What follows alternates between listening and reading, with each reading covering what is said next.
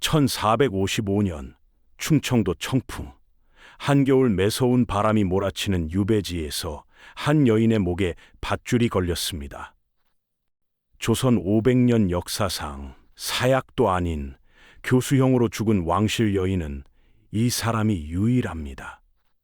그녀의 이름은 혜빈양 씨. 세종대왕이 가장 신뢰했던 후궁이자 태어난 지 하루 만에 어머니를 잃은 갓난아기 단종을 자신의 저주로 키운 여인. 그런데 여러분, 이상하지 않으십니까? 세종대왕의 후궁이면 세조에게는 어머니뻘입니다. 서모입니다. 조선시대의 서모가 죽으면 5달간 상복을 입어야 했습니다.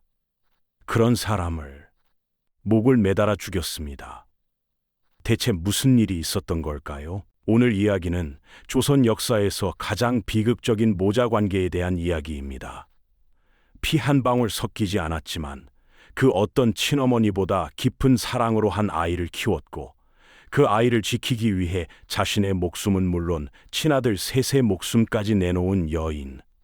사육신보다 먼저 목숨을 던진 조선 최초의 충신, 혜빈양 씨.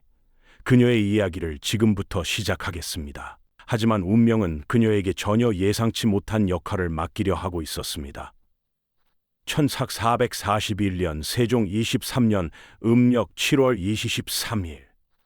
세종이 그토록 기다리던 적장손이 태어났습니다. 세자 이향, 훗날의 문종과 세자빈 권씨 사이에서 태어난 아이, 바로 훗날의 단종 이홍이입니다. 왕실의 대통을 이을 귀한 원손의 탄생. 온 궁궐이 기쁨에 들뜬 순간이었습니다. 세종은 얼마나 기뻤겠습니까? 며느리 복이 없기로 유명했던 세종이었습니다. 문종의 첫 번째 세자빈 휘빈 김씨는 배출되었고 두 번째 세자빈 순빈 봉씨 역시 배출되었습니다. 세 번째로 들어온 세자빈 권씨가 마침내 아들을 낳은 것이. 그런데 기쁨은 단 하루였습니다.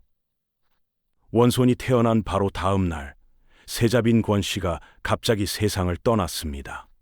산후병이었습니다. 겨우 23세 나이였습니다. 아이를 낳은 기쁨을 채 느끼지도 못한 채 갓난아이 곁에서 숨을 거둔 것입니다.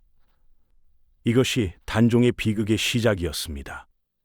태어난 지 하루 만에 어머니를 잃은 아이.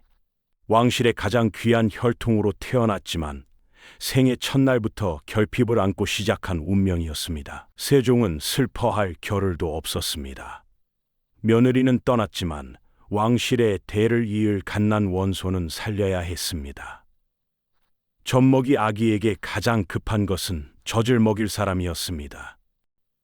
세종에게는 자녀를 둔 후궁이 5명이나 있었고 문종에게도 여러 후궁이 있었습니다.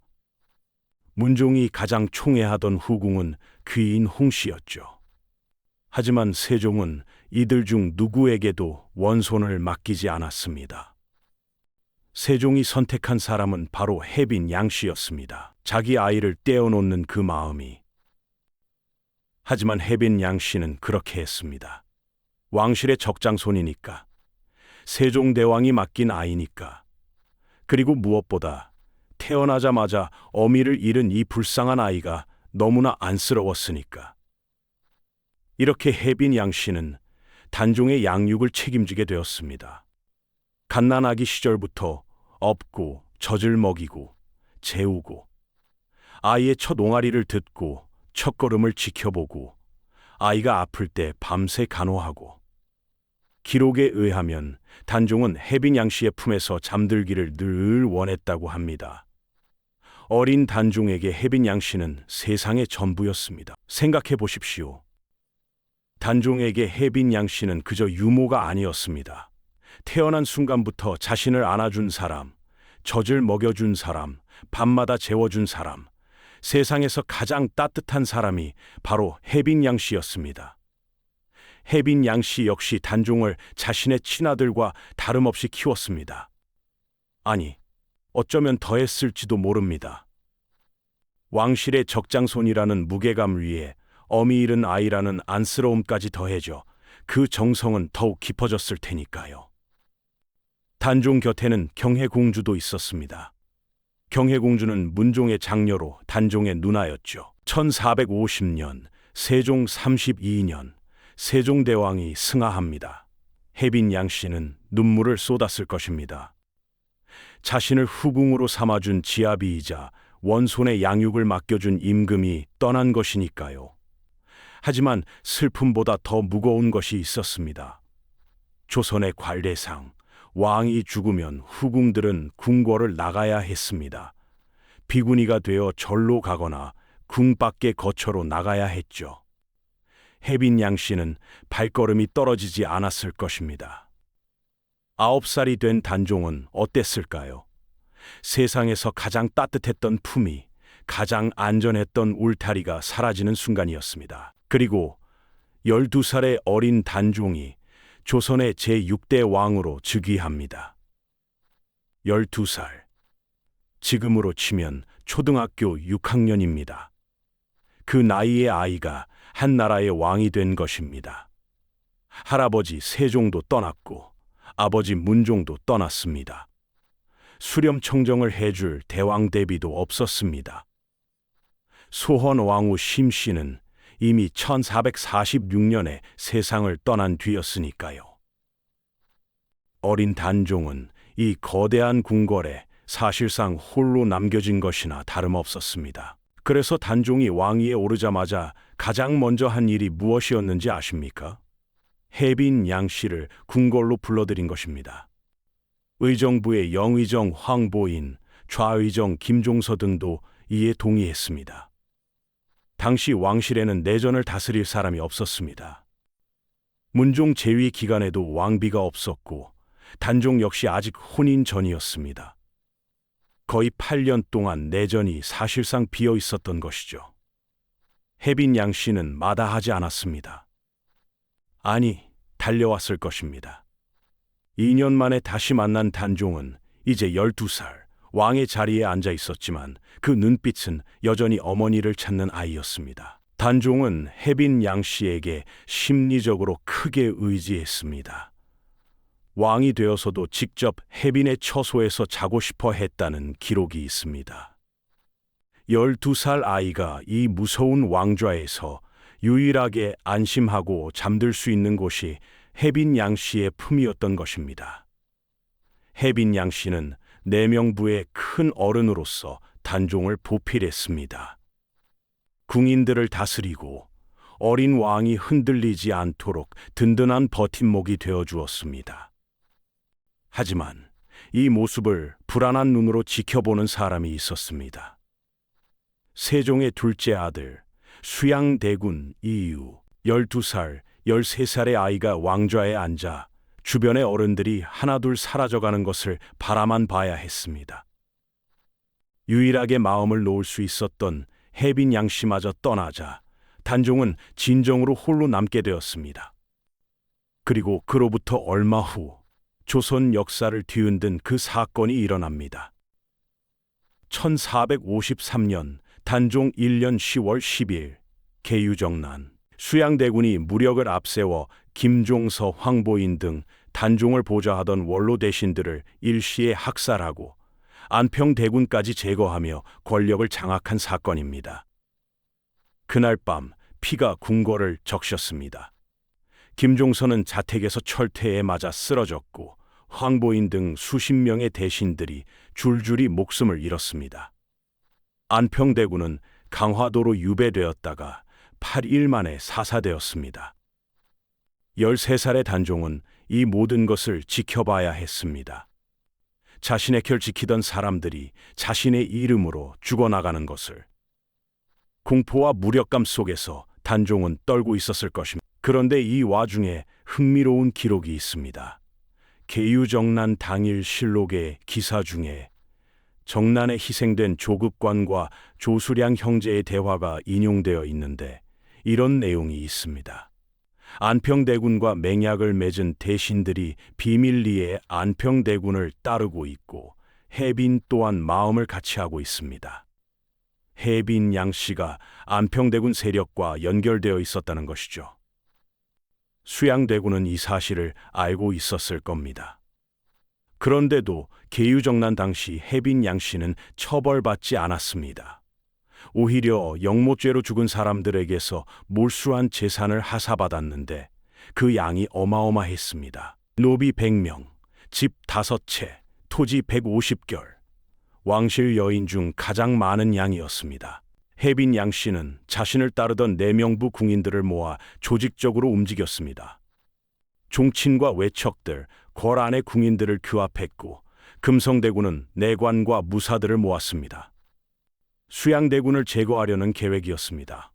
이것이 얼마나 대담한 결단이었는지 아십니까? 자신의 목숨만 거는 것이 아니었습니다. 세 아들의 목숨까지 걸린 것이었습니다. 한남군, 수충군, 영풍군, 자신이 낳아 키운 친아들들까지 위험에 빠뜨리는 선택이었습니다. 그럼에도 혜빈 양 씨는 물러서지 않았습니다. 왜? 단종을 지켜야 했으니까. 하지만 약 3개월 후인 1455년 윤 6월, 이 계획이 수양대군에게 발각되고 맙니다. 수양대군은 대소신료를 동원해 단종에게 상소를 올렸습니다. 혜빈 양 씨, 금성대군, 항남군, 영풍군, 상궁 박씨 등 수십 명이 영모를 꾸몄으니 그 죄를 물어야 한다는 내용이었습니다. 영모죄. 조선시대의 이 네 글자는 곧 죽음을 의미했습니다. 생각해 보십시오. 15살의 단종 앞에 놓인 상황을 자신을 태어나서부터 키워준 어머니나 다름없는 혜빈 양 씨를 자신의 손으로 죽여야 하는 상황, 자신을 위해 목숨을 건 사람들을 자신의 이름으로 처형해야 하는 상황. 단종은 막다른 골목에 몰렸습니다. 단종은 결국 왕위를 내놓습니다. 1455년 윤 6월, 단종은 혜빈 양 씨와 금성대군 등을 유배 보내는 대신 왕위를 수양대군에게 넘겼습니다. 이것이 이른바 선위입니다. 자신의 왕좌와 맞바꿔서라도 이 사람들의 목숨만은 살리려 한 것이었습니다. 수양대군이 세조로 즉위했습니다. 그리고 즉위하자마자 의정부, 육조, 사헌부, 사간원에서 상소가 빗발쳤습니다. 혜빈 양 씨와 금성대군 등을 당장 죽여야 한다는 상소가. 이때마다 세조는 고개를 저었습니다. 상왕께서 이들을 죽이지 말라고 청하시어 내가 이미 약속하였으니 죽일 수는 없다. 목매달아 죽인 것입니다. 조선시대 복상제에 따르면 자신을 젖먹여 길러준 서모가 죽으면 5개월간 상복을 입어야 했습니다. 세조가 직접 혜빈의 젖을 먹고 자라지는 않았지만 아버지 세종의 후궁이자 자식까지 낳은 서모였습니다. 이를 목매달아 죽이고 상복조차 입지 않은 세조의 행위는 어떤 변명으로도 정당화할 수 없는 폐륜이었습니다. 혜빈 양 씨는 영모죄로 죽었기에 그 죽음조차 제대로 수습되지 못했습니다. 시신은 유배지에 버려졌습니다. 하지만 혜빈의 친족 중 한 사람, 종조 부인 병사공 양치가 목숨을 걸고 몰래 시신을 거두었습니다. 경기도 포천 기당리 세장산 골짜기에 표시 없이 묻고 그 사실을 극비에 붙였습니다. 이 사실은 경혜공주의 수기에 기록되어 후대에 전해졌습니다. 혜빈 양 씨가 교수형을 당한 지 250여 년이 흐른 1712년, 숙종 38년, 숙종은 사육신을 복권하고 단종의 복위를 단행한 후 혜빈 양 씨와 그 아들 영풍군의 관작과 봉호를 회복시켰습니다. 역적의 누명이 벗겨진 것입니다. 이후 정조는 혜빈 양 씨에게 특별히 민정이라는 시호를 내렸습니다. 민은 가련하고 슬프다는 뜻이고 정은 곱고 바르다는 뜻입니다. 가련하고 슬프지만 곱고 바른 삶을 살았다는 뜻이죠.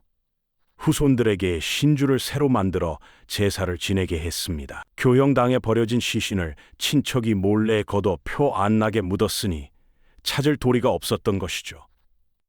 묘조차 남기지 못한 이 여인이 조선 최고의 충신이었습니다. 혜빈 양 씨, 생몰년 미상에서 1455년, 세종의 후궁, 단종의 어머니, 사육신보다 먼저 단종을 위해 목숨을 바치다. 250년 후 복권, 시호 민정, 가련 하나 곧고 바른 삶. 오늘 영상이 유익하셨다면 구독과 좋아요 부탁드리겠습니다.